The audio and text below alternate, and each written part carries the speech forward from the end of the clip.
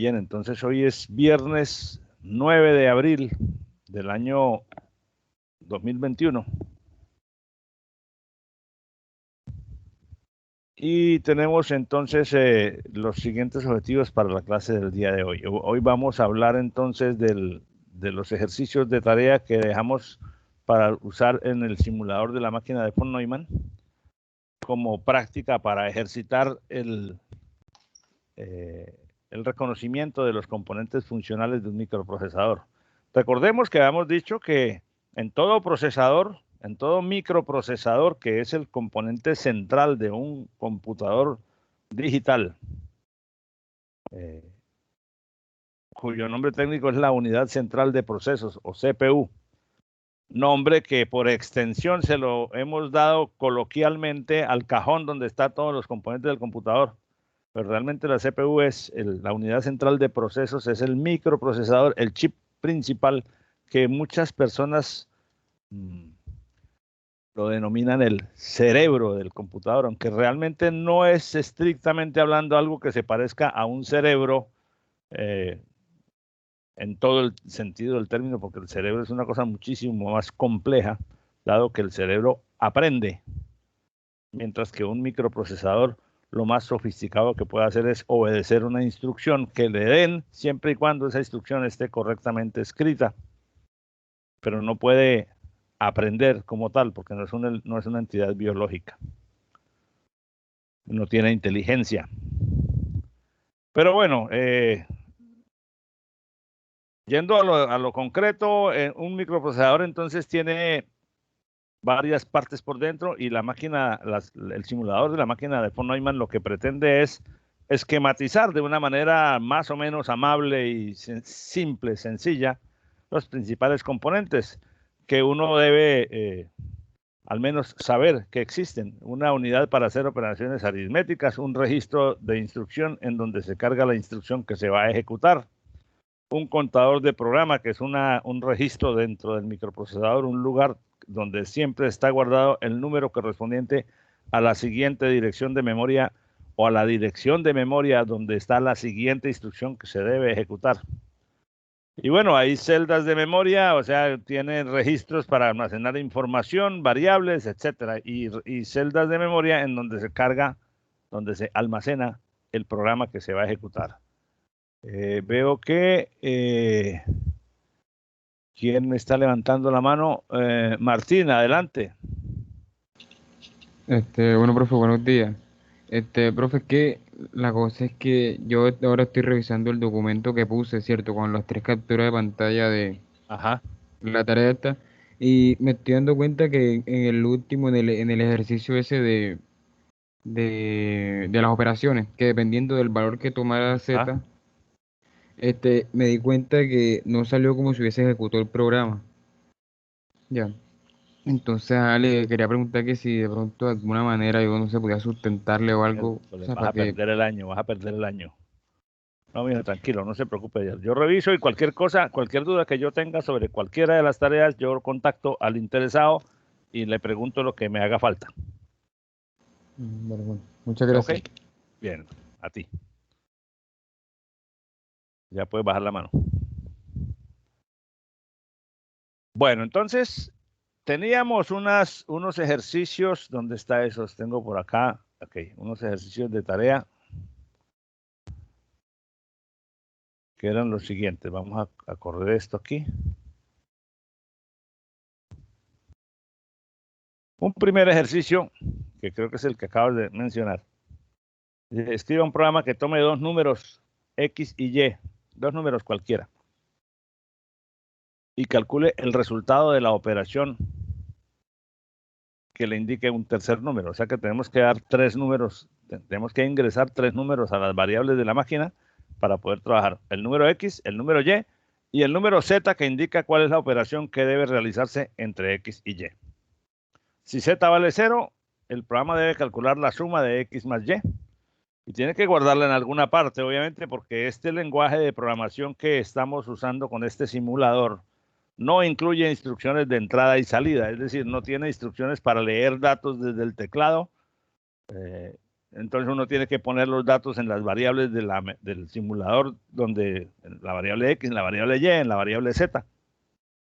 Por Tampoco eso, tiene, sí, dime. entonces cuando dice lo de z igual a 0, igual a 1, no sé qué, es como un tipo de condicional. O sea que cuando z igual a 0 se es de sumar, cuando es igual a 1 se debe restar y así. Perfecto, Denalin, así es. Ok. Entonces el programa recibe 3 números. Pues el usuario pone 3 números en la máquina, uno en X, uno en Y y uno en Z. X y Y son los números que van a ser parte de la operación. Z es un número que va a definir cuál operación es la que se debe hacer entre X y Y. Si Z vale 0, debe calcularse la suma de X más Y. Y como decía, se debe guardar en alguna parte porque este lenguaje no tiene instrucción que diga print o instrucciones de salida. O cout, como es en C++ o en los lenguajes de programación tienen instrucciones para escribir información en la pantalla. En Python, ¿cuál es la instrucción de salida? ¿Qué instrucción se usa en Python para imprimir un valor en la pantalla? Print. Imprimir. Print. Ok. Hay otros lenguajes que usan C++, usa cout. Bueno, hay varias, porque creo que también hay un print allí. Bueno, ok. Pero en este lenguaje de nuestro simulador no hay instrucción de salida. Entonces simplemente nos vamos a entender satisfecho el requerimiento si el diseño que hagamos del programa hace que el resultado se guarde en un determinado lugar de la memoria de la máquina del simulador. Entonces uno mira, si al terminar la ejecución mira ese registro, esa variable, la variable T, la variable W, la que sea, la que hayamos escogido. Y si ahí está el resultado correcto, pues vemos que el programa funcionó bien. Bueno, entonces, si Z vale 0, se calcula la suma. Si Z vale 1, se calcula la resta de X menos Y. Si Z vale 3, se calcula la multiplicación de X por Y. Si Z vale 4, se calcula la división de X entre Y.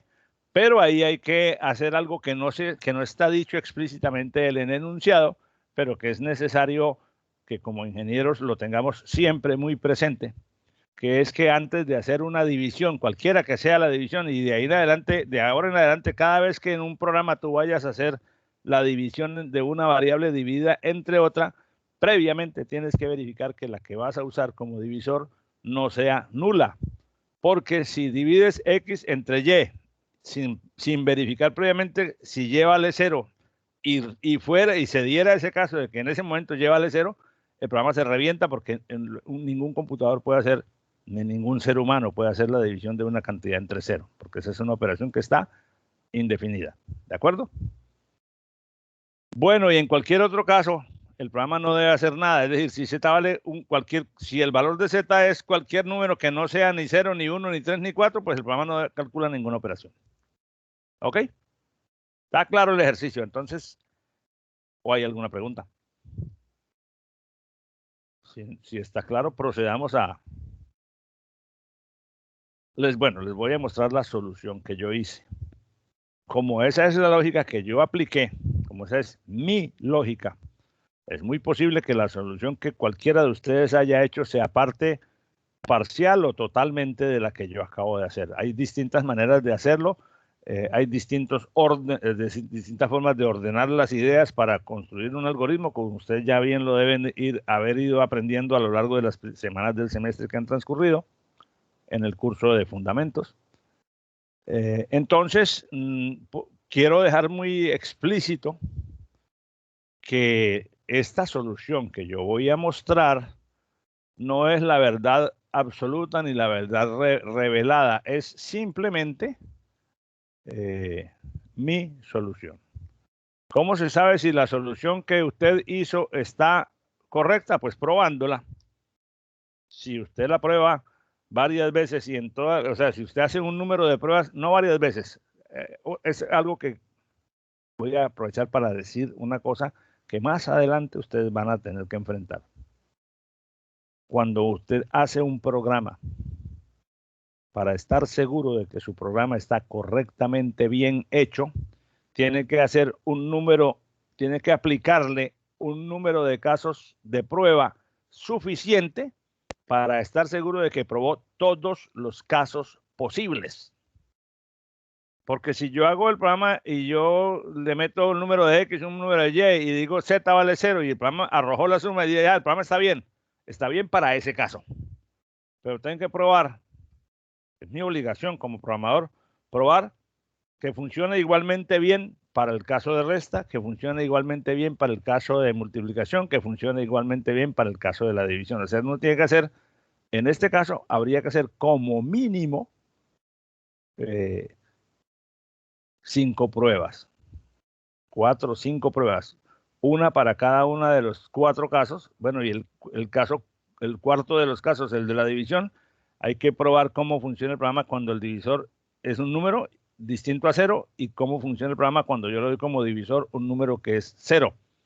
En ambos casos tiene que funcionar bien. Si alguno de los casos falla, pues hay que corregir el código en la parte correspondiente.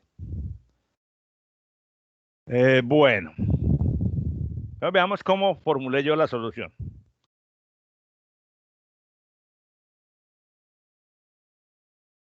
Pero estos son los enunciados. Voy a cambiarme a la otra presentación donde tengo la solución de la tarea. Claro, aquí está. Bien, aquí está entonces el enunciado que acabamos de discutir y el programa que yo puse es este. Ahora vamos a estudiar este programa que posiblemente no sea el más corto, o de pronto alguno de ustedes lo hizo mucho más corto, no sé, pero funciona de la siguiente manera.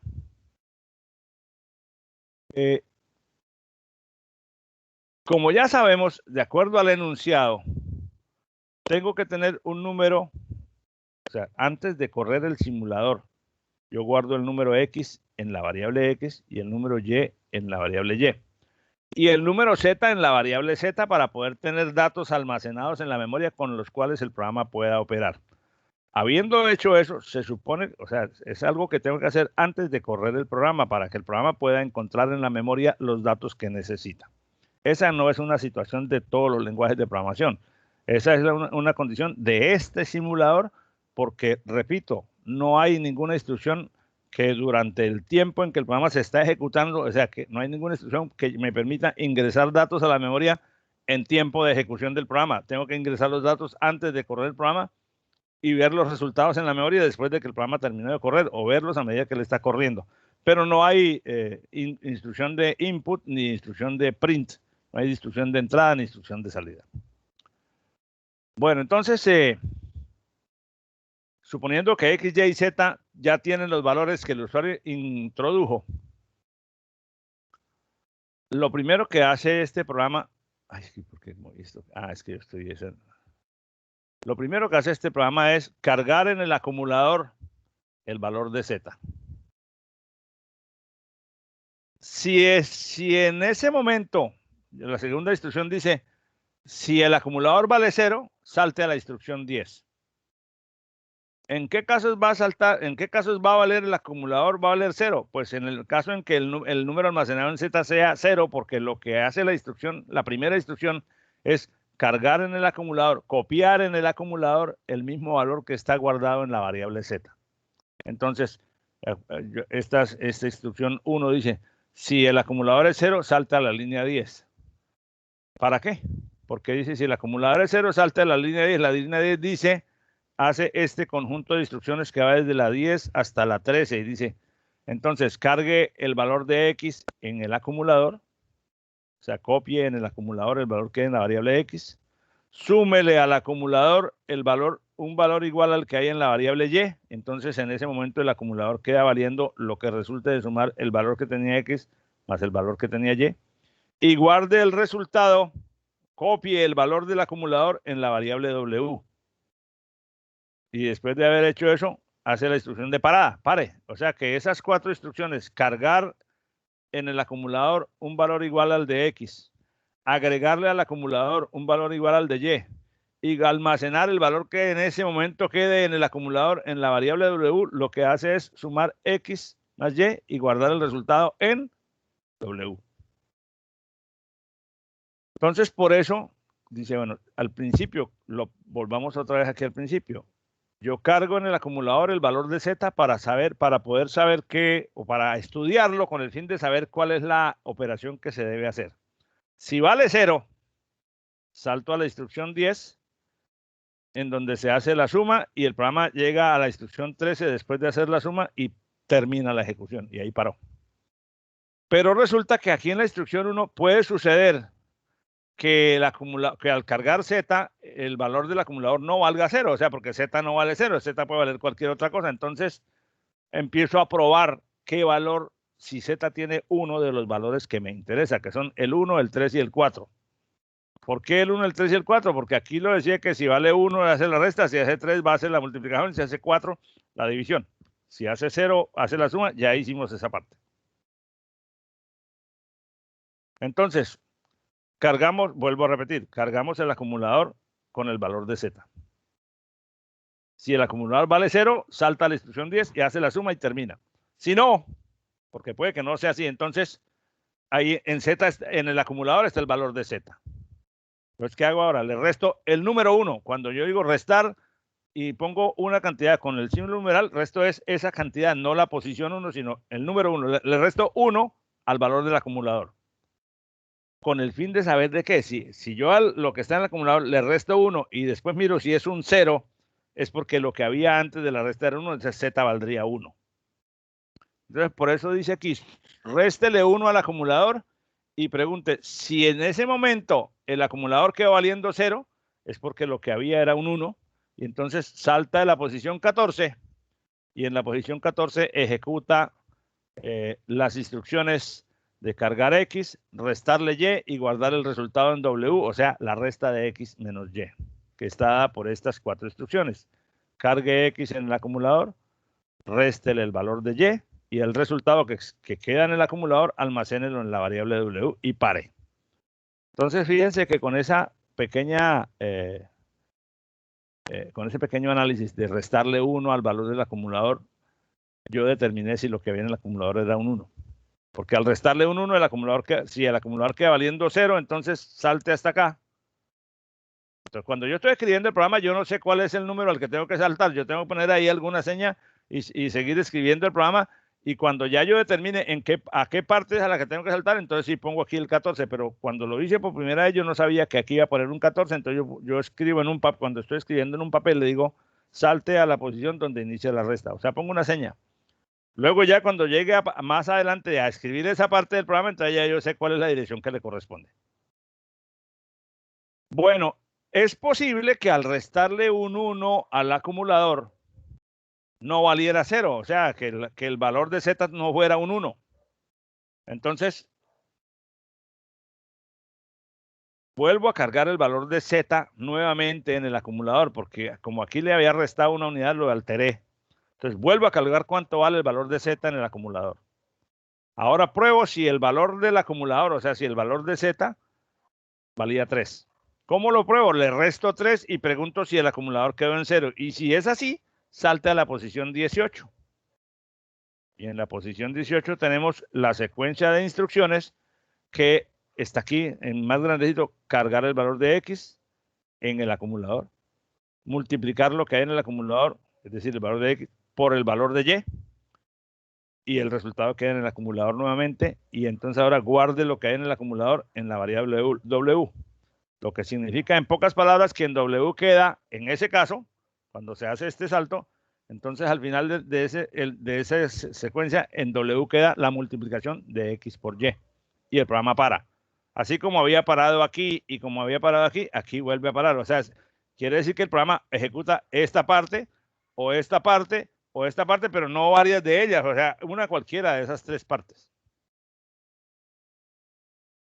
Eso en el caso de que al cargar el acumulador, el valor en el acumulador el valor de Z y restarle 3, el acumulador me dé 0, es decir, en el caso de que yo compruebe que Z vale 3. Si no es así, si al preguntar que si el acumulador quedó en 0 después de haberle restado 3 al valor que había allí, que era el de Z, me dice que no, entonces vuelvo a cargar el valor de Z, le resto 4 para saber si Z vale 4, y en el caso de que esa resta me dé un 0, saltamos a la posición 22 en donde hacemos la secuencia de pasos correspondientes a dividir X entre Y. Pero antes de dividir X entre Y, vamos a hacer la comprobación que les dije hace un momento. Cargamos el valor de Y. Si el valor de Y, cuando yo digo los Y, estoy diciendo copie en el acumulador el valor de Y. Entonces ahora pronto, si el acumulador vale 0, salte a la posición 27 y pare porque no se puede hacer la división. Porque no se puede dividir nada entre 0. Si no es así, entonces cargue el valor de X, divida el valor de X divida el valor del acumulador, que corresponde al valor de X porque es lo que acabo de cargar en él, entre y el resultado almacénenlo en la variable W y termine. Entonces, con esa estructura, se cumplen los requisitos del enunciado del problema, al menos en teoría. Hay que verlo en la práctica. Entonces, para verlo en la práctica, vamos al simulador. Aquí tengo mi máquina vacía. Voy a descargar el ejercicio 1. Yo ya lo tenía previamente almacenado allí. Bueno, no sé si todos lo exploraron, pero ya sé que al menos algunos de ustedes se dieron cuenta con facilidad que aquí en esta opción yo puedo guardar el proyecto, o sea, guardar lo que tengo como un archivo JSON y después volverlo a cargar, abrir desde proyecto o guardarse, o sea, para no perder el trabajo, especialmente cuando se trata de códigos de cierta extensión. Aquí tengo entonces ya mi código con mis 27 instrucciones. Vamos a concentrarnos en el funcionamiento. Como dijimos al principio, es necesario introducir manualmente los datos en las variables de interés para que esta máquina funcione, porque, lo voy a repetir nuevamente, porque el lenguaje no incluye instrucciones para entrar datos desde el teclado cuando el programa está corriendo, ni para desplegar datos en la pantalla a medida que se van calculando. Entonces vamos a poner un valor de X, por ejemplo,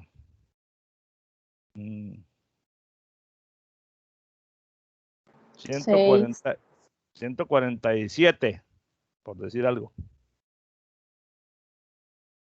Y vamos a poner un valor de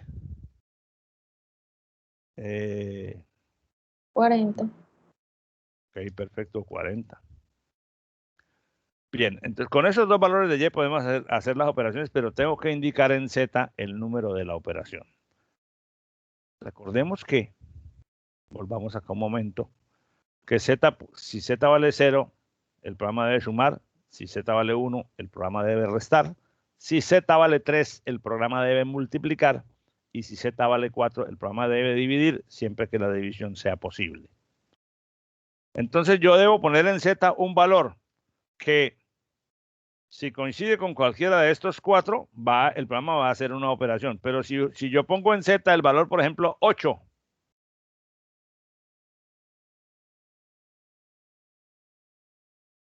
el programa no debe hacer ninguna operación, por cuanto eso no corresponde con los requisitos del problema, ¿verdad?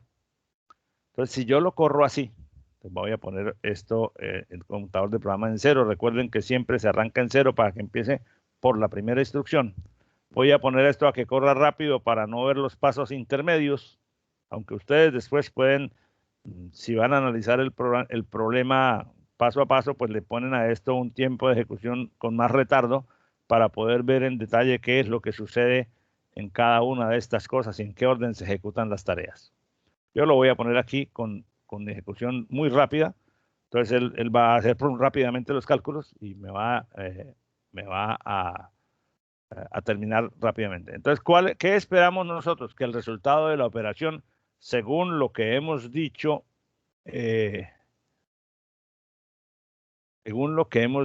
al analizar este programa, el resultado de la operación siempre está quedando en la variable W. Cuando se sumaron, se guardó el resultado en W. Cuando se restaron, se guardó el resultado también en W. Cuando se multiplicaron, se guardó el resultado también en W, y cuando se hizo la división y se verificó que se podía hacer, el resultado se guardó en W. Entonces, quiere decir que aquí en este valor, si hay un resultado, en esta variable debe aparecer el resultado. Pero como estoy dando un código de operación 8, que no corresponde con ninguno de los que está previsto en la lógica del programa, pues seguramente lo correcto es que ahí no aparezca ningún resultado, o sea que ese valor no se modifique. Ejecuto y ahí salió un 187, marca, se hizo una suma, o sea que el programa está mal.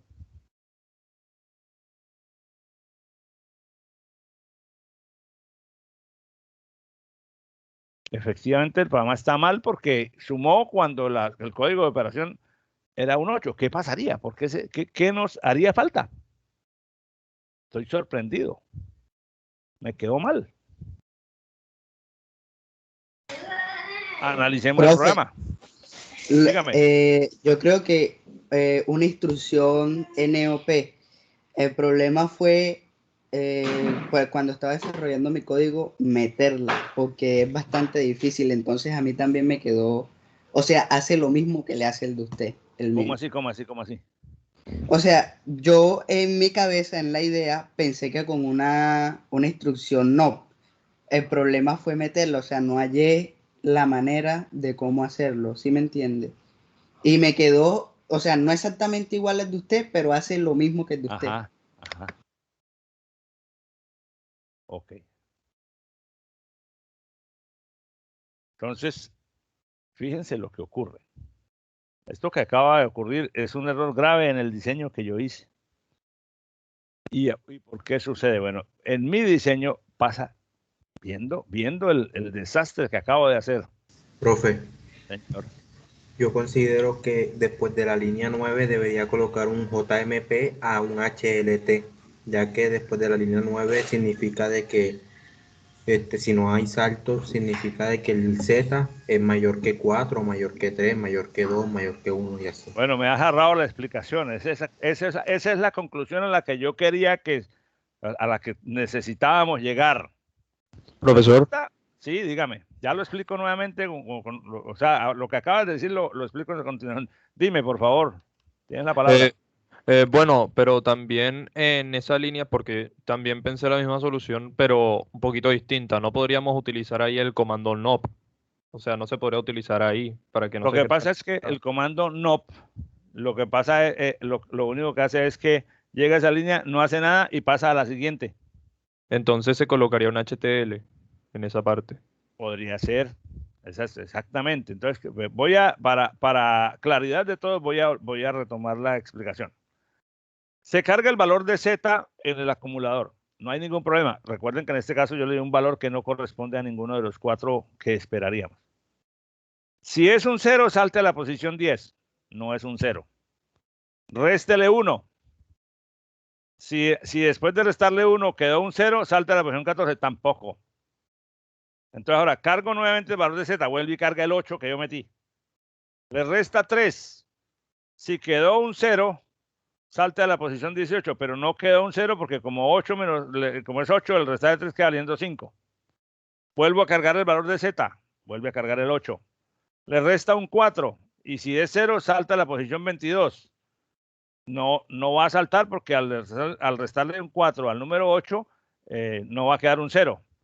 Entonces, como yo como yo omití ese problema, ese detalle, se me fue la liebre ahí. Entonces, ¿qué pasa? Que en ese momento pasa, como no saltó, pasa a la instrucción 10. Entonces, carga X, suma Y, almacena el resultado en W y para. O sea que yo no verifiqué al hacer todas las condicionales que tengo aquí arriba qué pasaba en el caso de que ninguna se cumpliera. Entonces, como no lo verifiqué, no se cumplió esta, entonces no salta. Esta no salta. No se cumplió esta, no salta. No se cumplió esta, no salta. No se cumplió esta, no salta la 22. Entonces sigue aquí. Entonces lo correcto sería poner aquí, antes de la instrucción 10, una parada para que no hiciera nada en ese momento. O como algunos de ustedes dijo, un JMP, un saltar a una de las paradas para que pare, pero eso es agregar una instrucción más innecesariamente cuando yo puedo poner aquí, antes de la 10, una instrucción de parada. Nicolás, tienes la mano alzada, por favor. Y David, profesor. sí, dígame. Bueno, ahora también una cosa que quería señalar es que, bueno, en el enunciado te piden los números, bueno, en Z 0, 1, 3 y 4, ¿no? Pero en este caso no te dice nada del 2. Entonces, Ajá. utilizando su algoritmo, el algoritmo que usted diseñó, si uno colocara el 2, entonces, ¿qué es lo que pasaría? ¿Qué es lo que pasaría en ese momento? ¿Se pausaría el programa o...? No, pues revisemos. O sea, si yo utilizo el 2. Sí, señor. Ay, discúlpeme. Si yo le doy un valor de... esto que estoy metido donde no es. Ok. Yo le doy un valor de 2 a la variable z. Aquí carga el 2. O sea, cargamos z, el acumulador queda valiendo 2. Pregunto si el acumulador vale 0 y en tal caso salte a la posición 10. Me da que no. Entonces, réstele 1 al valor del acumulador. Entonces el acumulador queda valiendo 1. Pregunto si quedó valiendo 0, salte a la 14. Me dice que no. Ahora, cargue el valor de z nuevamente. Carga un 2. Réstele 3. Y pregunto enseguida que si quedó valiendo 0, salta a la posición 18. Me va a decir que no salta porque no quedó valiendo 0, porque yo cargué un 2, le resté un 3, queda valiendo menos 1. Vuelvo a cargar z, 2. Réstele 4, queda valiendo menos 2. Si es 0, salta a la posición 22. No va a saltar porque no es 0. Entonces vuelve y hace la suma. O sea, cualquier valor que yo ponga en z distinto a los 4 exigibles, a los 4 precisos que definen las operaciones, si yo no corrijo mi programa, entonces con cualquier valor de z distinto a esos 4, él va a hacer la suma antes de parar. ¿Por qué? Porque me faltó poner aquí en este punto, una instrucción que detenga el programa por el hecho de que el valor de z no vale ninguno de los 4 valores admisibles desde la perspectiva de lo exigido en el enunciado. ¿De acuerdo? Vale, profesor, gracias. ¿Había alguien más con la mano levantada? Bueno, parece que ya no. Tal vez me demoré mucho en responderle y se le cansó la mano. Entre cero. ¿Cómo, viejo? Era Adelante, David. acerca de la división entre cero cuando lleva algo a cero. Según veía usted, se lo mandaría directamente a un HLT. Sí. Pero me preguntaba si no se podría mandar a un cierto mensaje a un eso es lo que sí, eso es lo que normalmente se hace en los lenguajes de programación de alto nivel. Pero en este tipo de lenguaje, en este caso específico, el lenguaje no posee ninguna instrucción que me permita fabricar mensajes. Lo correcto en un lenguaje como Python es que tú preguntas si el divisor vale 0, entonces print al vaina, no, el dato, el valor de y no se puede hacer la división entre y porque y vale 0. Ok, pero en este muy pequeño lenguaje no tenemos sentencias, no tenemos instrucciones para esa situación. ¿De acuerdo? Entonces simplemente, bueno, esto yo lo dije al principio, tenemos que asumir esto como un valor, como un ejemplo didáctico, solo para acostumbrar un poco la mente. Y bueno, y el propósito aquí no es ni siquiera aprender a programar, que eso ya ustedes lo vienen desarrollando con mucha más robustez en el uso del Python, pero de alguna manera sí está totalmente relacionado porque lo que sucede aquí adentro es lo que la máquina hace cuando descompone sus instrucciones de Python en instrucciones de bajo nivel como parecen ser estas. A ver, entonces ahora viene el problema de que yo tengo que meter aquí la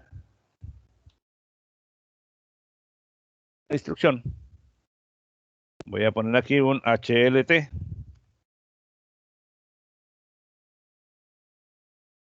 Para detenerse en el caso de que el valor de z no sea ni 0, ni 1, ni 3, ni 4. Entonces, quiere decir que aquí no me debe salir. Señor. También tiene que cambiar los números de a los que se mueve cuando vale 0, porque rodó tienes toda la un- razón, claro. Ahora esto tiene que ser la posición 11. Aquí esto será la 15, ¿cierto? La 19 y la 23, porque ahora al meter una instrucción más, todas se corrieron una dirección de memoria. Entonces la 11 es aquí este pedacito, es a partir de aquí y así sucesivamente. Muchas gracias por la observación. Me complace que me corrijan inmediatamente porque quiere decir que estamos en la jugada que tienen afilada la habilidad lógica. Los felicito por eso. A ver, corramos a ver si esta cosa de verdad me Profe, funciona el bien. último también creo que el último. ¿El último? ¿En dónde? Este de acá. Sí, la 28. Empieza en 24. Ok, sí, tienes razón, aunque aquí no tiene un efecto directo, porque, bueno, sí tiene un efecto directo porque guarda el acumulador en W, tendría que ser la 28. Bueno, porque son referencias relativas, o sea, el número no es no referencia a la posición específica, sino si la intención es que caiga en determinada instrucción donde quiera que ella esté. Por eso, incluso muchas soluciones pueden variar un poco en el orden en que hicieron los pedacitos. Es decir, cuando digo los pedacitos me refiero a que estos cuatro pedacitos, este de acá, este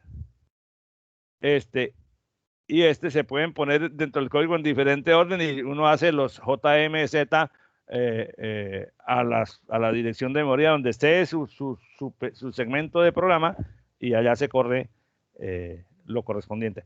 No sé si seguramente ustedes ya están viendo o van a ver dentro de poco funciones en Python y entonces es algo parecido a esto. Son pedazos de programa que se codifican por aparte y se llaman desde el programa principal. Claro, aquí no se hace ningún llamado, es como una sentencia de alto nivel, pero allá van a ver una situación, si no lo han visto todavía, lo van a ver una situación parecida.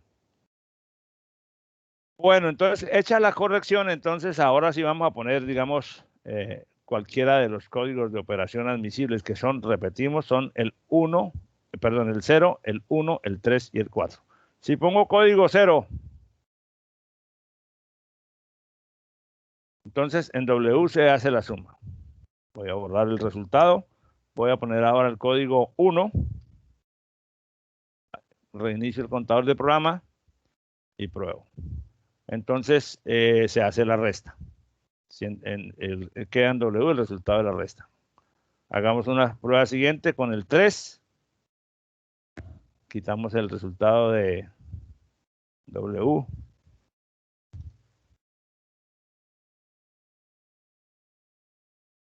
Entonces habría que ver si esto da, sí, me imagino que el resultado 147 por 40 da 5.880. Sí, da eso, profe. Sí. Ok. No debe fallar porque si está el programa bien hecho no debería fallar. Ahora vamos a hacer la prueba de la división.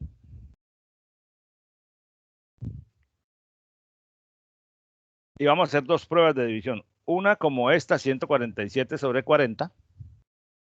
Y luego lo hacemos con con cualquier valor sobre 0.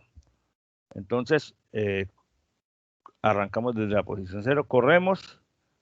Y esto me da 3.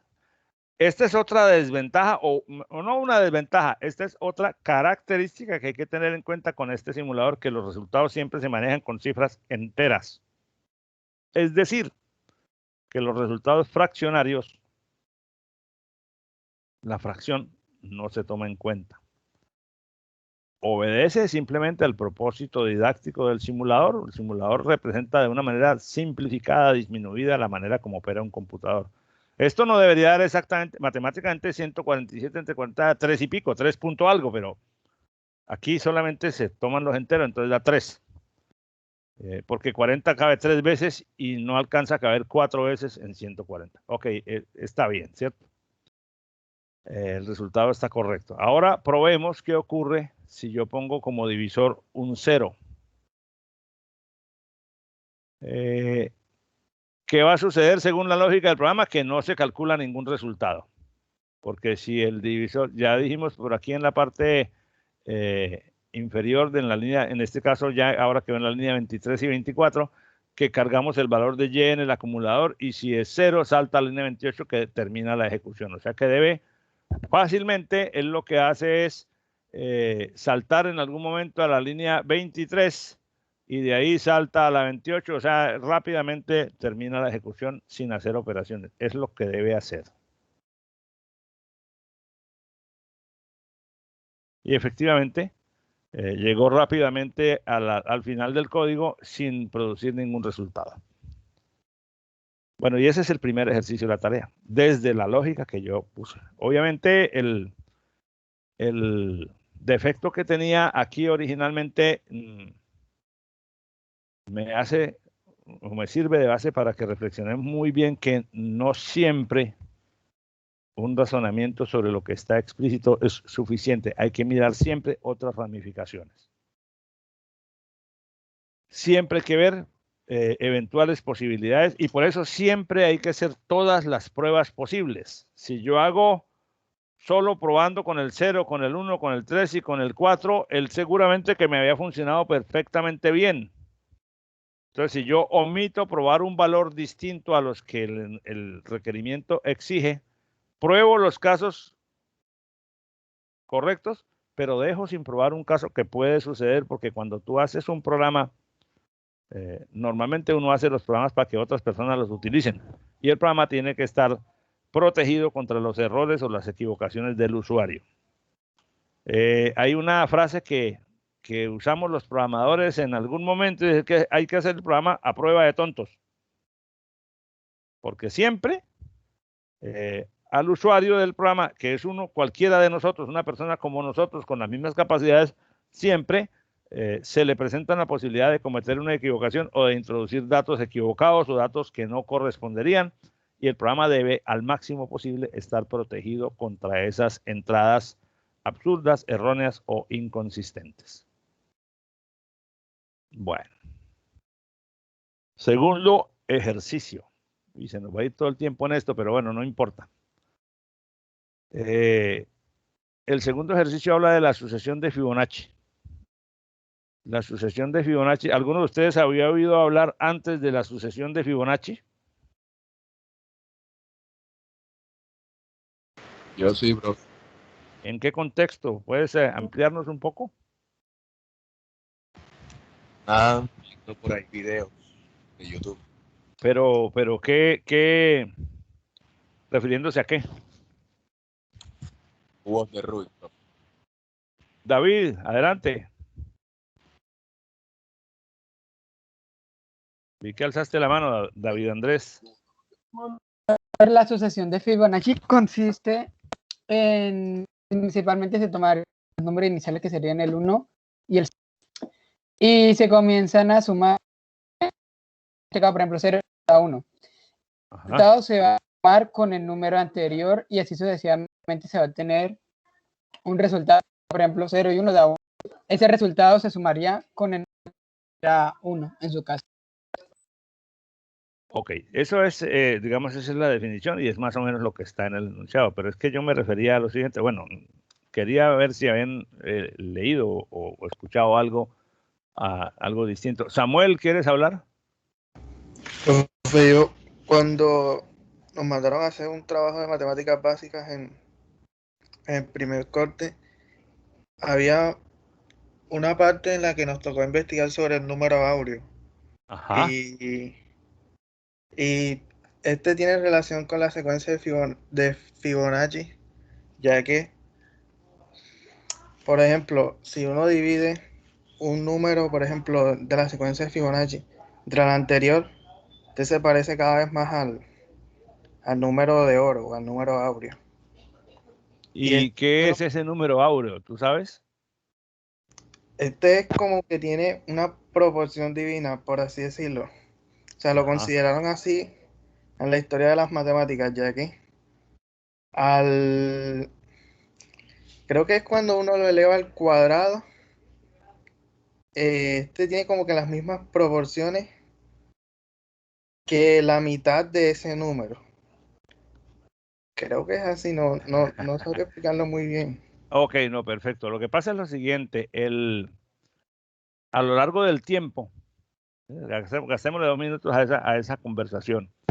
El número áureo, que a lo largo de la historia las distintas personas que lo han estudiado lo han llamado también el número de oro, o el número dorado, o el número de Dios, o la proporción áurea, o la divina proporción. Es decir, es una cosa que la gente estudiosa de las matemáticas a lo largo del tiempo ha relacionado con Dios por varias razones.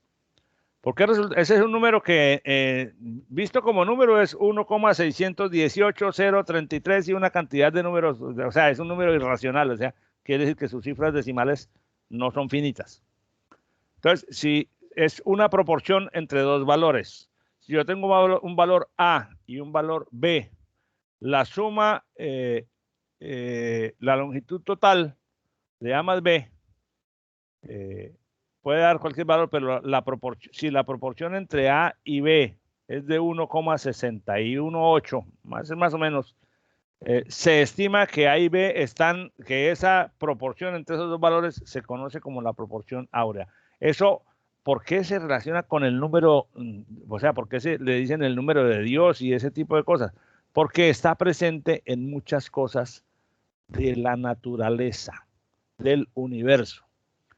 Por ejemplo, la distribución de los pétalos en muchas flores se puede entender, medir las distancias en la forma como se distribuyen los pétalos dentro de ciertas especies de flores, o la forma como se distribuyen las semillas en el centro de una flor de girasol obedece a unas espirales que se calculan con base en el número áureo, o que tienen proporción de crecimiento idéntica al número áureo en todas las berracas flores de girasol. O sea, siempre se encuentra esa espiral en la que cada arco nuevo de la espiral con respecto al anterior presenta una proporción áurea. El número es 1,618 veces más grande que el anterior.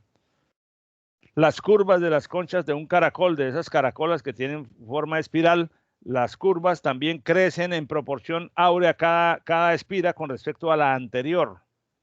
¿Qué otra cosa?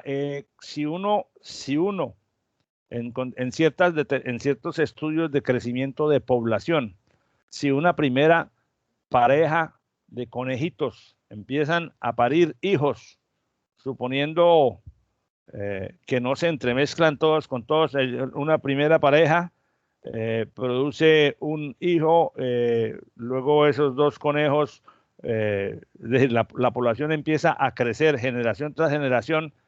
Si cada camada fuera de 2 conejos, al final de un determinado momento, en cada nueva generación, la cantidad total con respecto a la anterior son los números de la serie de Fibonacci. ¿Qué otra cosa se ha estudiado? La cantidad de espirales en una piña. La distancia en términos generales, claro que eso no es constante, pero la proporción ideal del cuerpo del ser humano, la distancia entre el piso, el ombligo y la altura total del individuo, son esas dos medidas con respecto a la altura total tienen proporción áurea, o al menos en la proporción ideal. No sé si ustedes han visto un dibujo famosísimo de Leonardo da Vinci que se llama El hombre de Vitruvio, en el cual da Vinci estudiaba las proporciones ideales del ser humano, que permítame ver si yo tengo, que es este dibujo que les voy a mostrar aquí momentáneamente,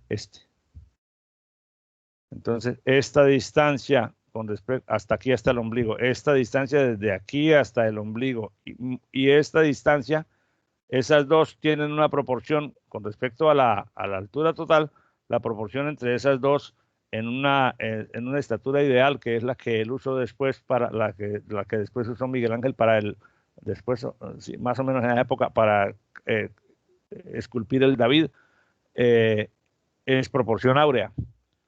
Y hay cientos de manifestaciones según dicen los astrónomos, la forma de las espirales de la galaxia, de la Vía Láctea, también está en proporción áurea cada espira con respecto a la anterior.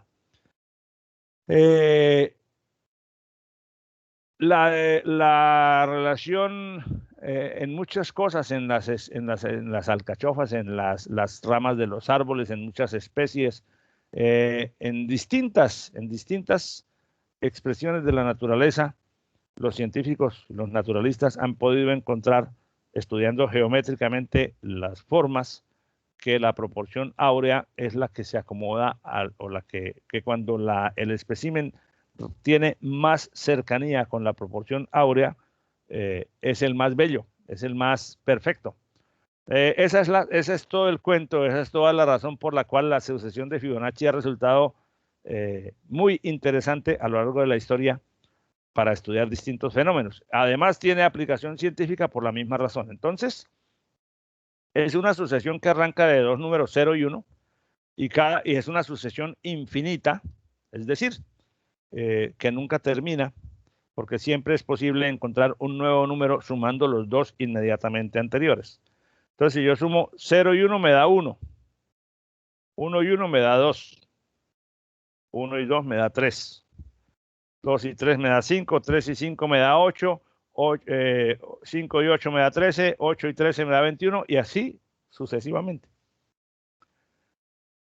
Si a medida que yo avanzo en el cálculo de términos, más y más adelante, si yo tomo, discúlpenme, si yo tomo un número y lo divido entre el inmediatamente anterior, eso me da la proporción áurea.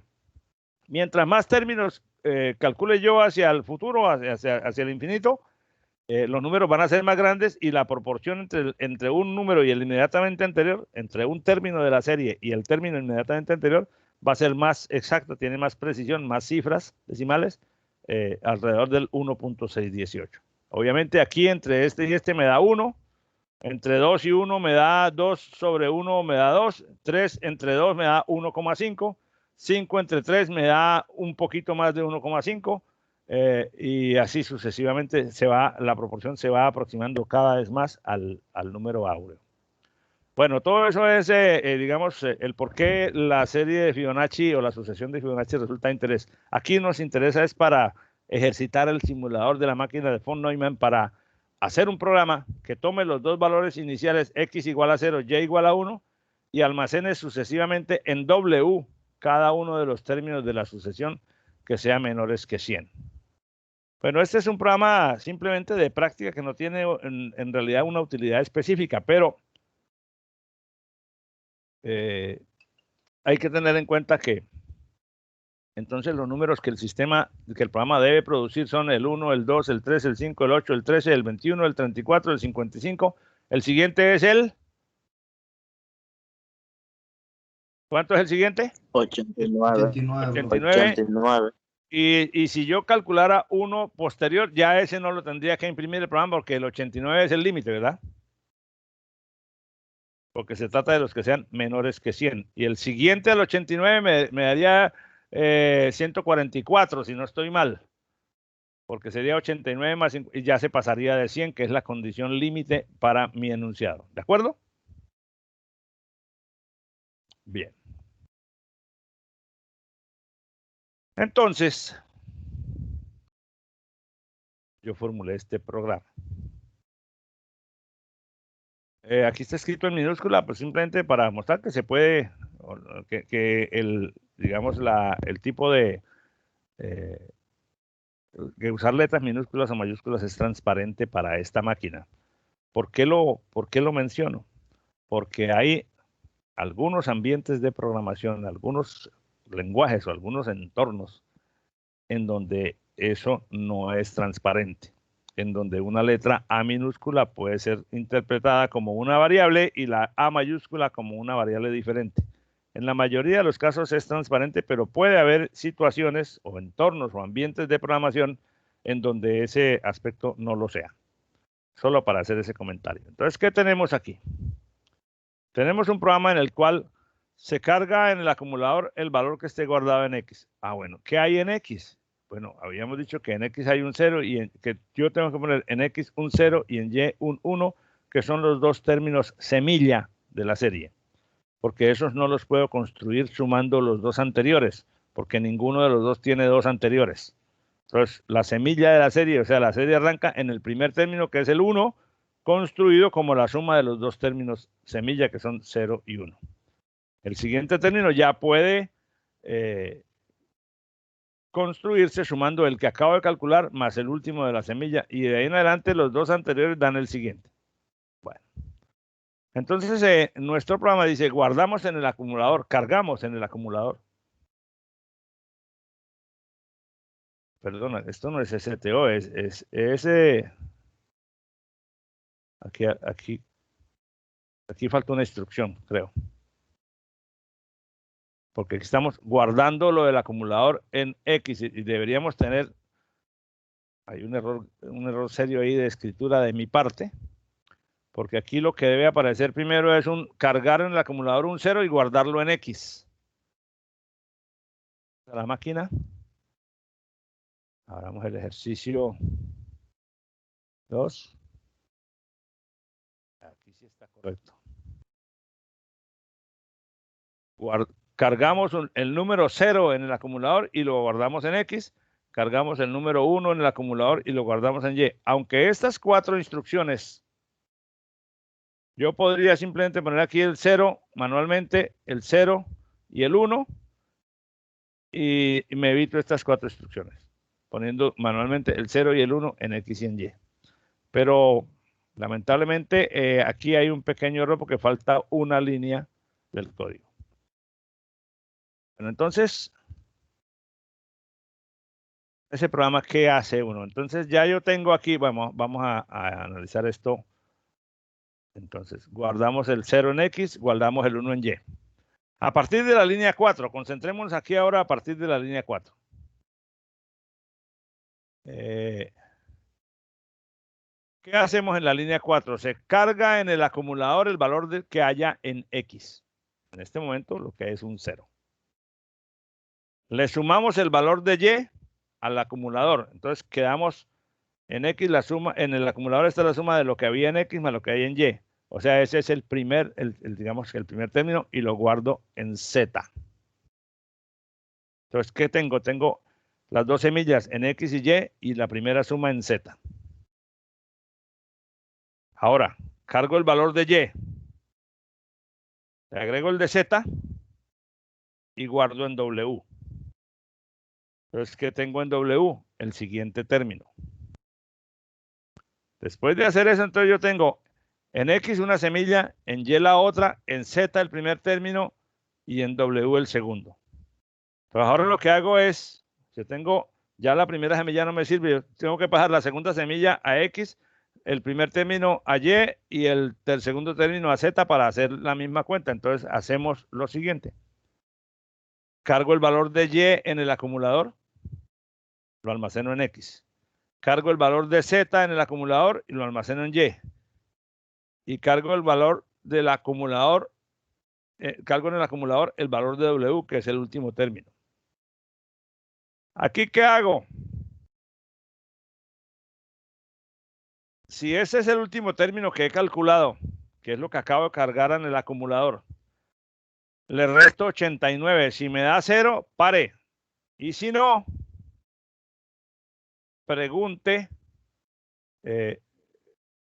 Y si no, almacene lo que hay en el acumulador en Z y salte otra vez aquí a cargar X, sumarle Y, guardar en Z, cargar Y, sumarle Z, guardar en W, es decir, a generar el siguiente término de la serie. Entonces, como se puede ver aquí, ustedes ya en fundamentos de programación ya están bien, ¿ya vieron ciclos? ¿O ya están usando ciclos? Sí. ¿Ciclos de repetición? Sí, profe. Sí, profesor. Sí, estamos usando. ¿Cuál es la instrucción para los ciclos de repetición? For y while. El for y while. Esto es como un while, porque esto después de que hace el cálculo del primer término, mira si ya llegamos al último y si no, viene a hacer nuevamente todo este proceso, nuevamente después de calcular el siguiente le resta 89 y si dio 0 se acaba porque ya ese es el último. O sea que esto, mientras el valor del término sea diferente de 89, o sea, un while es el equivalente lógico a un while, vuelve a repetir, calcule el siguiente término y mire a ver. En el simulador, entonces vamos a poner esto en 0. Como las instrucciones que tengo en el código dicen que cargue el número 0 y almaceno en X y el número 1 y almaceno en Y, ya con ese estilo de codificación yo no tengo que poner aquí 0 y 1 manualmente porque el programa mismo lo hace. Pero uno hubiera podido decidir no hacer esas primeras 4 instrucciones y poner aquí el 0 y el 1. Claro que entonces aquí ya no sería JM4, sino tal vez JMP1, pero bueno.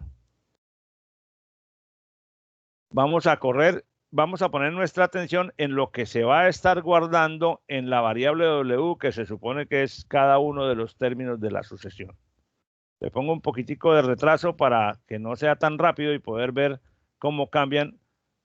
Concentremos entonces en ver cómo cambia la variable W. Estoy ampliando aquí el zoom, aunque se pierda el funcionamiento de la máquina, para ver las variables. Y le voy a decir que corra.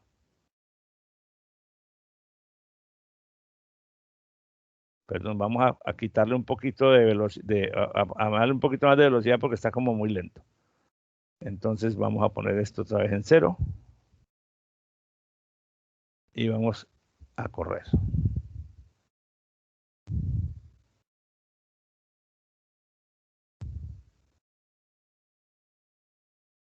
Aquí calculo el 2. Resta el 89, ahora calcula el 3. Fíjense que aquí van saliendo. Restó el 89, no le dio 0, calcula el 4, el siguiente que es el 5. Vuelve y prueba, calcula el siguiente que le debe dar 8, como lo estamos viendo. Fíjate que está haciendo un ciclo de repetición.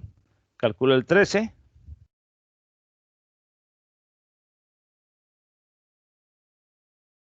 El 21. Luego me debe dar el 34, perdón. Luego ahora me da el 55. En el siguiente paso me va a dar el 89.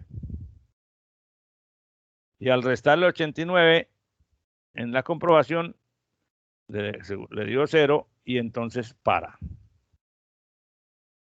Si le pongo la velocidad máxima, vamos a correrlo otra vez.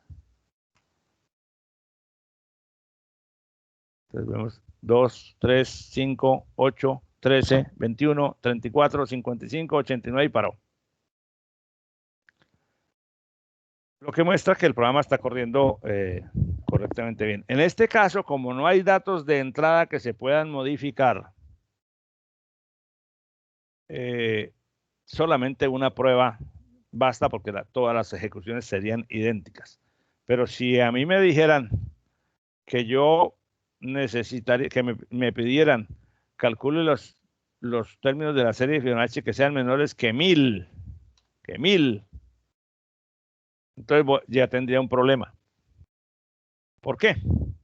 Porque yo aquí resté 89 para decirle cuando al número yo le reste 89 y me dé 0 es porque ya llegamos al último término menor que 100. Pero yo no, para saber cuáles son los menores que 1000, tendría que saber, o sea, para poder usar esta misma lógica, tendría que poner aquí el valor correspondiente al último término de la serie que sea menor que 1000, que sería la condición de parada, pero yo no lo sé. Y si tengo que averiguarlo para hacer el programa, entonces ¿para qué hago el programa si realmente ya calculé a mano los términos que necesito? Entonces, este es un ejercicio que es solamente de orden didáctico, que como dije al principio, no tiene utilidad práctica por esta razón, porque para poderlo resolver con esta lógica, sujeto a las condiciones de esta máquina, yo tengo que primero mirar cuál es la condición límite y entonces, pues, al hacer eso, ya resolví el problema que me están pidiendo. Entonces, si me dicen, no, los menores que 100.000, peor todavía, porque entonces ahí no sé cómo hacer, o sea, tendría que calcular, saber, ir midiendo cuál es el último término de la serie de Fibonacci menor que 100.000 y entonces pues me gasto más tiempo determinando el número que tengo que poner en esa instrucción del programa que haciendo el programa como tal. Entonces en ese sentido pues el programa es inútil. Es decir, no tiene utilidad práctica porque no resuelve ningún problema más eficientemente que lo haría yo manualmente. Pero es un ejemplo que lo pusimos solamente por su naturaleza didáctica. ¿Y qué pasó aquí? Yo borré una lámina. Parece que borré una lámina con el ejercicio, el tercero, que dice determinar si un número dado es par. Si es par, almacene 0 en el registro W. Si es impar, almacene 1 en el registro W. ¿Cómo se determina si un número es par o impar? Ingenieros. Profesor, mediante el residuo que nos permitiría identificar, cuando es par, el residuo tiende a dar 0, de lo contrario tiende a dar 1. Tiende a dar o da. O sea, cuando un número es par, te hago la corrección, estás correcto en tu apreciación, pero te hago la corrección en el siguiente sentido. Como somos ingenieros, nosotros nos caracterizamos por ser muy precisos en el uso del lenguaje. Entonces, la frase estrictamente correcta. El sentido de lo que dijiste es perfectamente claro y está correcto. Pero en un contexto de ingeniería, tú dices, cuando un número es par, al dividir entre 2, el residuo tiende a dar 0, es una imprecisión. Lo correcto es cuando tú tienes un número entero y lo divides entre 2, el residuo siempre da 0, no tiende a dar, porque es decir, uno dice, el significado de la frase tiende a, se podría interpretar como decir, tiene valores que se acercan a o que a medida que tú haces pruebas se acerca cada vez más a 0. No, en el caso de los números pares siempre da 0 el residuo, o en el caso de los impares siempre da 1 el residuo. ¿El número 0 es par o impar? ¿Lo han pensado?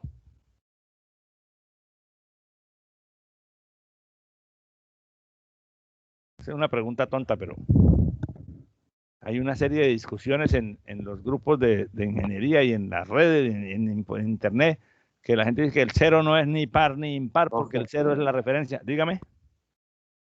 Es que, o sea, según yo he visto en libros, funciona como elemento neutro. O sea, no pertenece ni al uno ni al otro. Bueno, esa es una posición, pero la mía es un poquito distinta. Yo considero que el 0 es un número par, porque al dividir entre 2 da 0. Al dividir entre 2 da residuo 0. Lo que pasa es que hay gente que dice, no, porque es que si tú lo divides entre 1 también da residuo 0. Entonces ahí se daña la definición.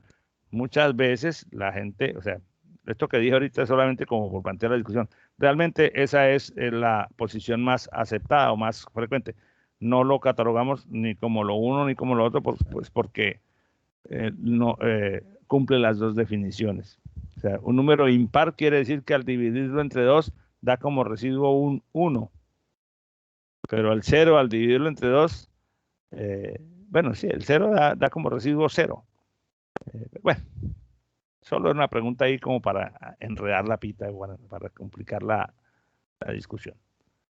Veamos el programa.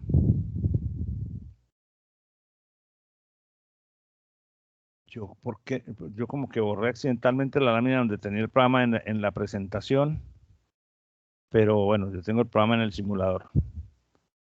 Sí, porque aquí, no sé si fue que en algún momento hice un borrado de la lámina. No. Aquí veamos el programa entonces aquí.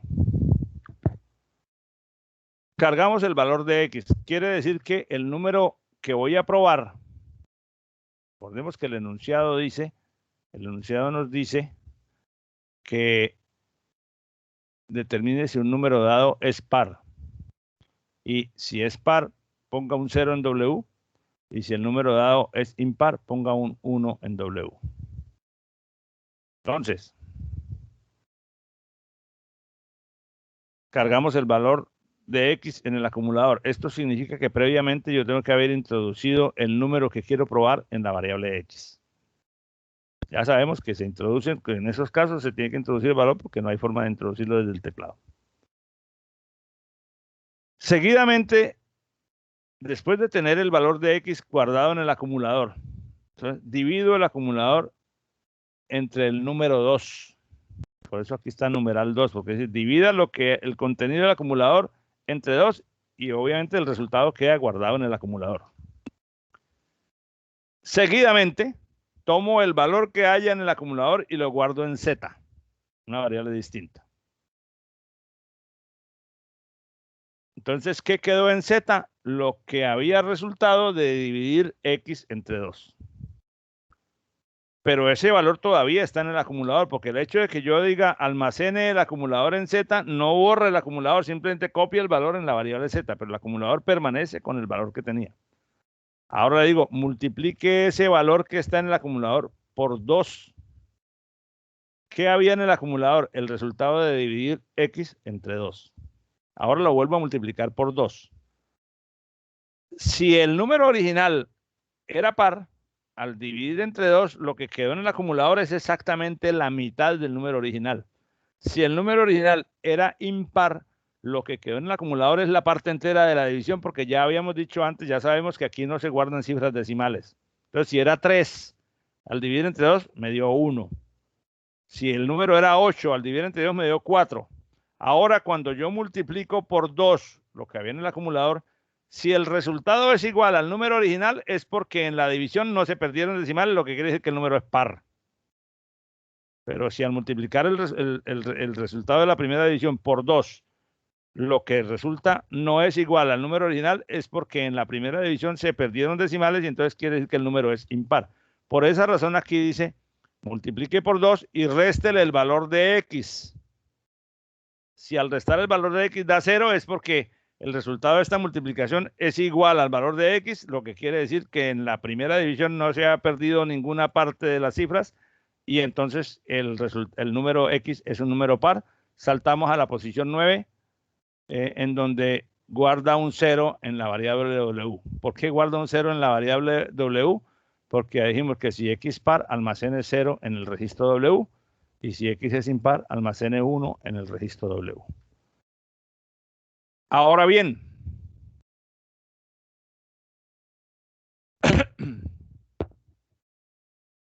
si al restar X al valor que resultó de multiplicar el acumulador por 2 no dio 0, quiere decir que el valor que estaba en el acumulador y que multipliqué por 2 en la instrucción número 3 dio como resultado un valor que no coincide con el valor de X.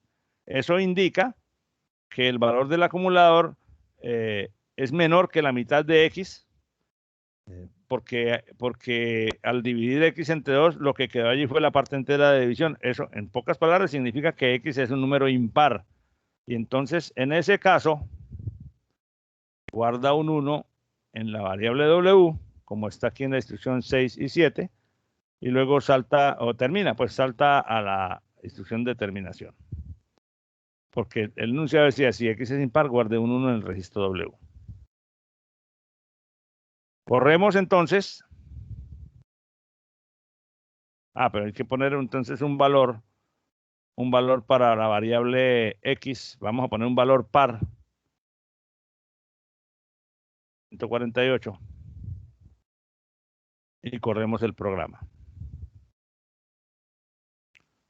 Entonces, al correr el programa, almacena un 0 en el registro W. Ahora, si lo corro con un valor impar,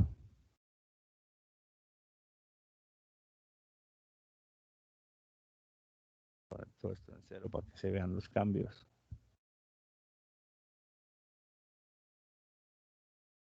Corremos el programa y entonces queda un 1 en el registro W, que quiere decir que el número original es impar. Un programa, pues, pequeñamente, levemente simple, solo para ejercitar. Bueno, esa, digamos, sería la solución en términos generales de los 3 ejercicios. Quisiera saber si hay algún comentario, alguna observación adicional de parte de ustedes.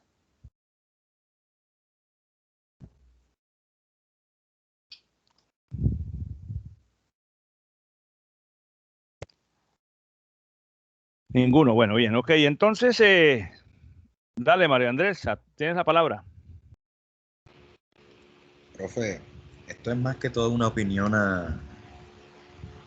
mientras yo estaba desarrollando los ejercicios.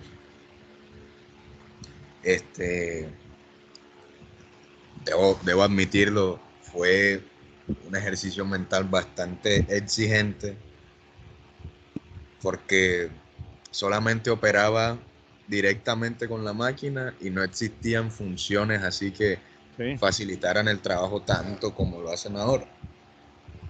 Y entonces me puse a pensar en cómo la gente antes programaba así. Al principio, sí. Exacto. Y esos fueron los que crearon los que programaban los componentes de los computadores y esas cosas. Claro, con computadores no mucho más adelantados que esto. Sí, un poco más, pero no como los que tenemos hoy en día con computadores de 8 bits. Fuimos a la luna. Bueno, fueron a la luna. O sea, el poder de una máquina de cómputo bien aprovechado es enorme.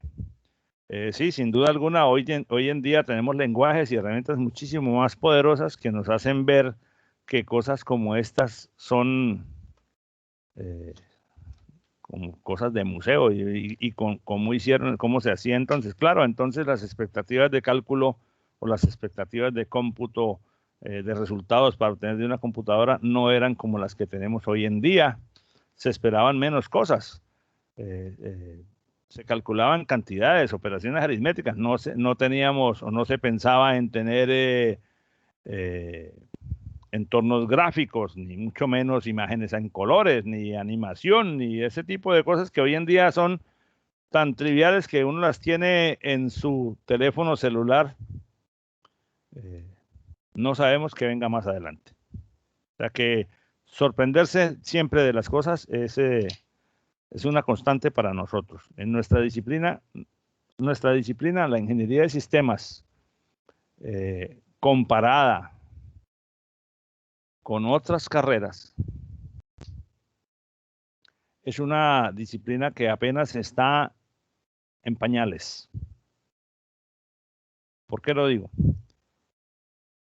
Usted, por ejemplo, se sienta a conversar con un abogado y los abogados que estudian en el dominio del derecho, de la forma de proteger, de identificar, de definir las reglas de comportamiento de la sociedad y de lo que es justo y lo que es injusto, lo que es correcto y lo que es legal. El derecho tiene sus fundamentos en el derecho clásico de la antigua Roma, el derecho romano. Los abogados en todas las universidades estudian el derecho romano. O sea, cómo la sociedad romana formulaba sus leyes, cómo se organizaba la antigua Grecia. Esas sociedades tienen miles de años, o sea que esa disciplina tiene miles de años de estarse desarrollando. No quiere decir que no cambie, porque todos los días surgen cosas y conceptos nuevos, obviamente.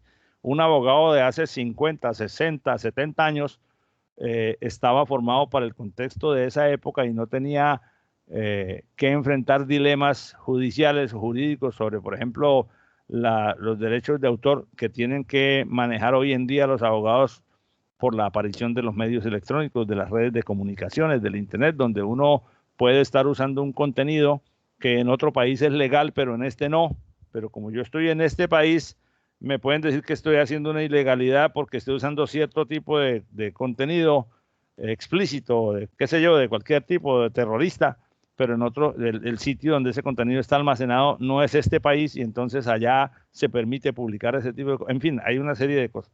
Pero esa disciplina entonces tiene siglos de evolución, como la medicina, como la química, como las distintas ciencias básicas que a lo largo de la historia, desde que el hombre se civilizó, han ido evolucionando con el tiempo.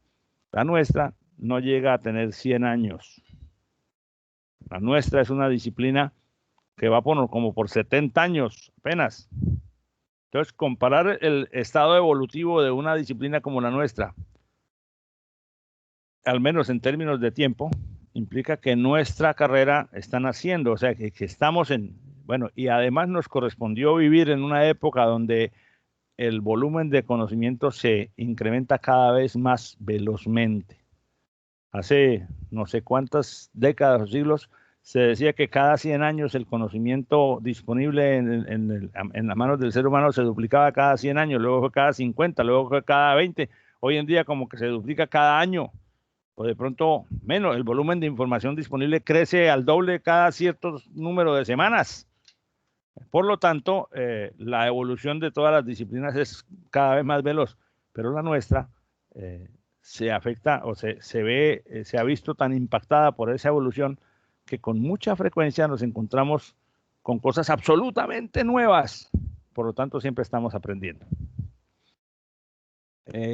Eso que tú acabas de mencionar de hacer la reflexión de cómo se hacían los cálculos en un computador de hace 30, 40, 50 años, pues sí, nos muestra la evidencia. Esos computadores que usó la NASA para llevar las misiones Apolo a la Luna tenían miles de veces menos poder computacional que cualquiera de los teléfonos que ustedes tienen en sus manos.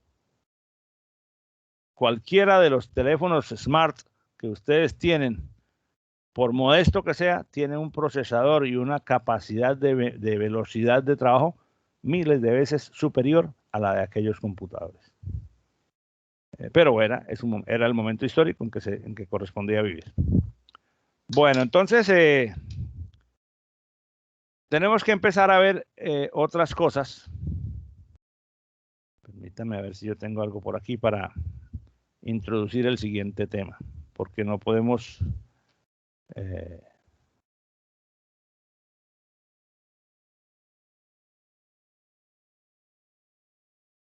Vamos a ver si yo tengo aquí... Esta no.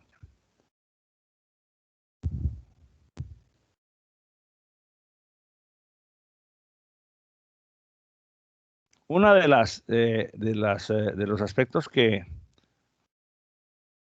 nos interesa o sobre los que debemos fortalecer nuestro dominio es un aspecto muy conceptual y muy sencillo, pero es el manejo de la terminología y el manejo de los sistemas de numeración, porque así como los seres humanos manejamos un sistema de numeración para representar nuestras cantidades numéricas, que es el sistema decimal. En los computadores, la información internamente se representa de acuerdo a reglas específicas que son aplicables para componentes electrónicos. Yo les pregunto a ustedes, ¿por qué nuestro sistema de numeración que usamos desde que el hombre tiene conocimiento histórico es el sistema decimal? ¿Por qué los números básicos son el 0, 1, 2, 3, 4, 5, 6, 7, 8 y 9? ¿De dónde salió eso? ¿Quién se inventó eso? ¿O por qué el hombre adoptó el sistema decimal para contar las cosas? ¿Quién me da su idea? Adelante, Mario. Profe, eso tiene sus orígenes y si se lo pone a pensar así fue por casualidad, porque sí, es decir, no hay una razón que nos obligue a usar el sistema decimal, que por cierto lo inventaron los árabes años atrás. Mira, en términos generales es así, pero hay una razón de orden práctico que obligó a las primeras civilizaciones a contar en grupos de 10 y es esta vez. Tenemos 10 dedos. Es una razón biológica. Entonces uno dice, bueno, yo como esta es mi herramienta, entonces hago grupitos de esta cantidad, 10, 10, 10, y ya tengo 3, 4, y cuando tengo 10 grupos de 10, entonces ya tengo un grupo de 100 y así sucesivamente. Entonces, la base de nuestro sistema es el 10, básicamente por causas biológicas. Sistemas distintos de numeración son inventos que la gente ha hecho por otras razones, como por ejemplo el sistema monetario inglés hasta hace 71, hasta hace 50 años. La libra esterlina eran de 12 chelines y cada chelín 20 peniques. O sea, no era 100 centavos. Después, hace 50 años, ellos decimalizaron su moneda porque ese problema de que de una persona que iba a Inglaterra no era posible adaptar la mente fácilmente a un sistema de 12 por 20, donde una unidad monetaria se divide en 12 partes y cada una de esas partes en 20. ¿Por qué? Bueno, porque es así, no conozco la historia. Cuando en todas partes del mundo es de a 100, de a 10 en 10. Y de 10 en 10 porque tenemos, pues porque así se inventó debido a razones biológicas, porque podemos contar de a 10 en 10 con el cuerpo. Y bueno, eso genera una cultura mental que se transmite de generación en generación. Entonces, el sistema decimal que nosotros tenemos se basa en contar de a 10 en 10. Entonces, por ejemplo, nosotros adoptamos una serie de términos cuando queremos medir una distancia. ¿La medimos en qué unidades? ¿Cuánto mide de una pared a la otra? ¿Cuánto? ¿En qué? En metros. En metros. Pero si tú tienes que medir, por ejemplo, cuánto mide este lapicero, ¿también usas metros? Centímetros. ¿Y un centímetro qué es con respecto a un metro? La céntima parte. O sea, un submúltiplo, ¿cierto? Entonces, un metro se divide en 100 centímetros o en 10. ¿Cómo se le dice al grupo a la décima parte de un metro? Decímetro. Un decímetro. Entonces tenemos metro, centímetro, metro, decímetro, que son la décima parte. Centímetro, que es la décima parte de un decímetro o la centésima parte del metro. Luego viene milímetro, que es la décima parte de un centímetro o la centésima parte de un decímetro o la milésima parte de un metro. Esas unidades, esas subdivisiones pequeñas son submúltiplos. Pero para distancias más grandes, entonces 10 metros, ¿cómo se llama la distancia de 10 metros? ¿O la de 100 metros?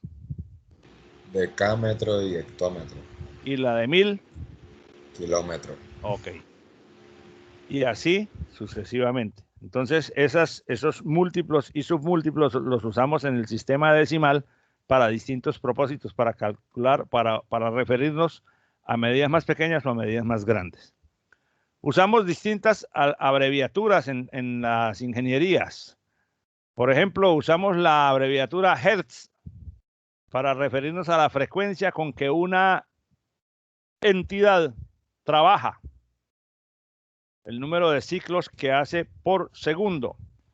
Si una máquina, por ejemplo, si un motor gira a una velocidad de una revolución en cada segundo, hace 60 revoluciones, 60 giros en un minuto.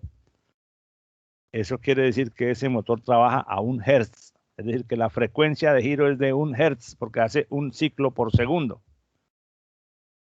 Pero las máquinas electrónicas trabajan a velocidades más altas y entonces nosotros tenemos megahertz.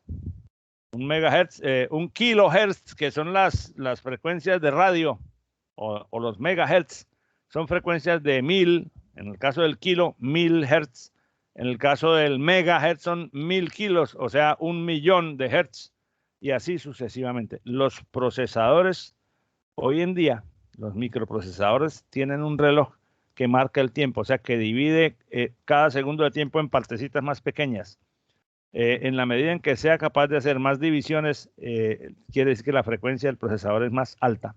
Y se miden básicamente en gigahertz hoy en día, que son 1 gigahertz, son 1000 hertz, 1000 megahertz. O sea, siempre es de 1000 en 1000, de múltiplos de 1000 en 1000.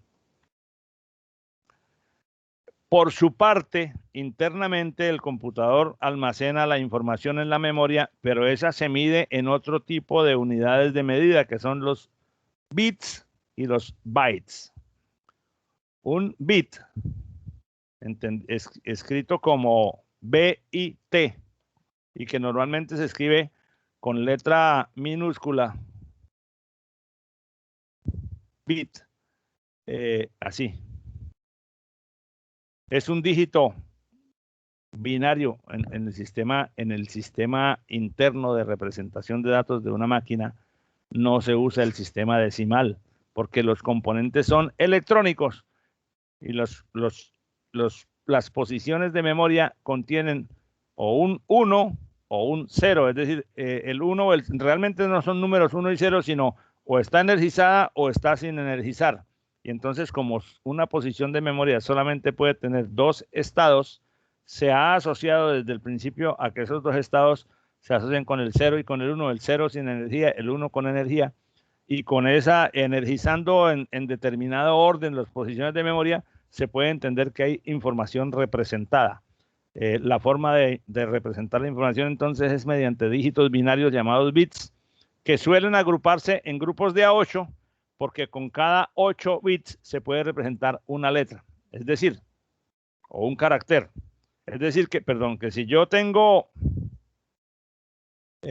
la necesidad de guardar un nombre como Juan tiene J-U-A-N, para meter eso dentro del computador, yo escribo en el teclado Juan y Enter, y eso cuando eso se guarda en la memoria, cada una de esas letras, físicamente hablando, dentro de la memoria se convierte en un grupo de 8 dígitos binarios. Cada letrica, cada tecla que tú presiones, cada símbolo independiente del teclado, produce un juego de 8 bits que conforman lo que llama un byte. Entonces, si yo digo Carlos, C-A-R-L-O-S, esa palabra tiene 6 caracteres. Juan tiene 4, entonces 4 y 6 son 10. Pero si yo escribo mi nombre con el teclado Juan espacio Carlos, el espacio en blanco, que para nosotros no es nada, dentro del computador es una letra más, entonces ahí tendría Juan espacio Carlos, entonces tendría 4, 5 y 6, 11 caracteres, que son 11 bytes, o sea, 11 juegos, cada uno de 8 bits. A la letra A le corresponde un determinado juego de 8 bits, o sea, la letra A siempre se escribe con una secuencia de ceros y unos específica para la letra A, y así sucesivamente. Eso no lo vamos a explicar todo ahorita porque eso tiene mucho alcance. Pero baste por ahora decir que cuando se guarda información en la memoria de un computador, la unidad mínima que representa una letra o un dígito es un byte. Que si tú quieres guardar un documento que tiene yo no sé cuántas páginas, entonces tú por eso vas a ver aquí cuando vienes acá al sistema operativo y dice, no, mire, este documento, por ejemplo, este documento tiene 188 kilobytes, o sea, 188 elementos donde cada uno, o sea, el volumen total de caracteres es de aproximadamente 188.000 bytes. ¿Qué contiene esto? Bueno, hay una serie, un documento que al traducir, que aquí lo veo yo como un recibo de pago, pero que dentro del computador es una secuencia de ceros y unos organizada convenientemente. Los bytes también se miden en kilos, en megas, en unidades más grandes, solo que por ser cantidades del sistema binario, por ser representados como números binarios, y eso lo vamos a ver en la siguiente sesión, los sistemas de numeración, los múltiplos son ligeramente distintos a los del sistema decimal, porque en el sistema decimal 1 kilogramo son 1000 gramos.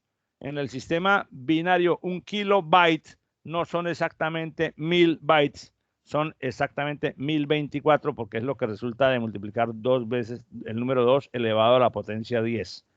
Después vemos por qué 2 a la 10 son 1000. Entonces, 1 megabyte son 1024 kilobytes, que es algo así como 2 a la 20, que expresado en bytes no es 1 millón, sino un poquito más de 1 millón, 1.048.576 bytes. La memoria principal de un computador hoy en día se mide en general en unidades del orden de los gigabytes, pero ya empezamos a tener, al menos en los dispositivos de almacenamiento como discos mecánicos o de estado sólido, hace rato que tenemos ya unidades de almacenamiento que se miden en orden del terabyte. Pero los múltiplos van a seguir creciendo. Nosotros estamos trabajando en los terabytes donde 1 terabyte es 2 a la 40 caracteres, 2 elevado a la 40 bytes. Pero próximamente tendremos petabytes, que son 2 a la 50, o hexa, o zeta, o yottabytes. Estas unidades todavía son ficción, o sea, todavía no las dimensionamos correctamente. Pero hace 30 años hablar de gigas o de teras era una utopía. El primer computador que yo compré en el año 1990, estamos hablando entonces ya que son más de 30 años atrás, tenía una memoria principal de 1 megabyte, o sea, tenía 1024K de memoria y tenía un disco duro enormemente grande para la época, que eran 30 megabytes.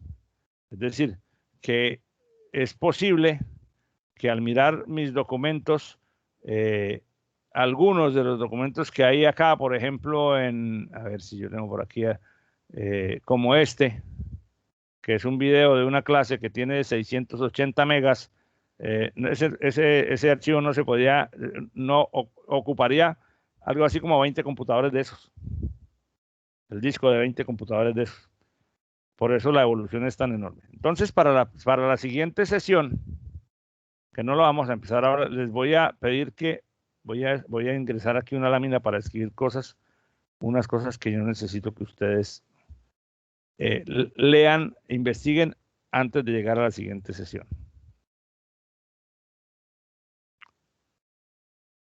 Por favor, averigüen qué es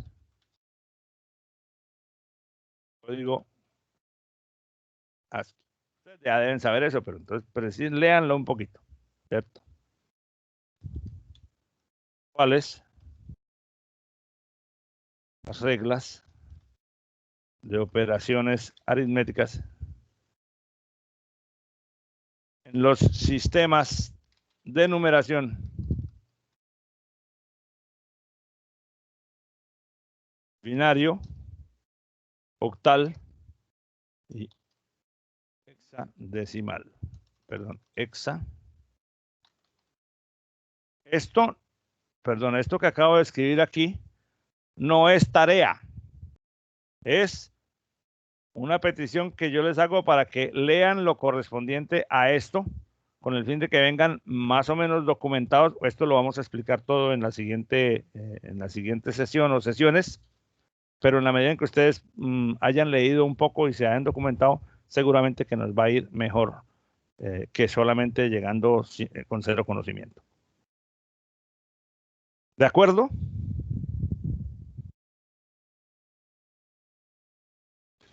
Sí, bro. Listo, profesor. Bueno, jovencitos. Entonces, caramba. Bueno, ya estoy enterado de los comentarios que me acaban de hacer o que hicieron hace algún momento en el chat con Pablo. No, lamentablemente, por tener la presentación abierta, a veces no veo el chat y se me pasan comentarios que ustedes han hecho. Pablo, ya recibo tu comentario bien. Los demás seguramente ya lo vieron, que Martín se le congeló el computador. Bueno, esas son cosas que nos pasan. Afortunadamente yo pude poner aquí mis datos, pero creo que se me están acabando. Bueno, jóvenes, entonces les agradezco mucho su participación el día de hoy, sus preguntas, sus aportes. Espero que tengan un feliz fin de semana, que ya empieza al final del día de hoy. Y nos vemos en la próxima clase para hablar de sistemas de numeración y de las formas de representación interna de la información en la memoria de un computador. Entonces, cuídense mucho. Como dice un señor que anda por ahí como diciendo cosas en la calle, no se salgan a pendejear en las calles sin necesidad. Por favor, tomen mi expresión con el mayor respeto. Cuídense mucho. Recuerden que la situación de contagio se está enredando y se va a enredar más. Aquí dicen que todo está muy bien, pero la cosa puede enredarse seriamente. Fíjense que en Santa Marta ya hay gente que prácticamente se está muriendo en las calles o en la puerta de su casa porque no hay dónde acostarlo en una clínica, no hay una sola cama disponible. Si eso nos pasa aquí, eso va a ser la locura. Entonces, tengan mucha paciencia con esa vaina, no se vayan para la calle, a menos que sea indispensable, sacrifiquen la comodidad durante un par de semanas, un par de meses más, o un año más, porque es que la vida después no devuelve, viejo. Y ahora los casos que se están dando, según las informaciones que recibimos, son de gente muy joven, que piensa que por ser joven el bicho ese le va a dar más suave, pero parece que hay una variante más agresiva. Entonces, por favor, cuidémonos al máximo de esa cosa, bueno, y de la inseguridad que también está dando lata. Me dice David, Andrés, sí, David, para la próxima clase es leer los temas que les puse. Recuerden, leer, averiguar qué es el código ASCII, cuáles son las reglas de las operaciones aritméticas en los sistemas de numeración binario, octal y hexadecimal. Eso lo vamos a tratar en la clase, pero en la medida en que ustedes hayan podido leer y averiguar, pues seguramente que van a tener más preguntas o preguntas más pertinentes que nos permitan avanzar mejor. Por ahora es todo. Muchísimas gracias por estar aquí. Cuídense mucho, Dios me los bendiga y los haga cada vez más productivos. Nos vemos entonces. Chao, profesor. La próxima clase. Gracias a usted, profesor. Chao, profesor. Buen fin de semana. Igualmente. No, profe, gracias. Chao, profe. Bueno, pues, chao.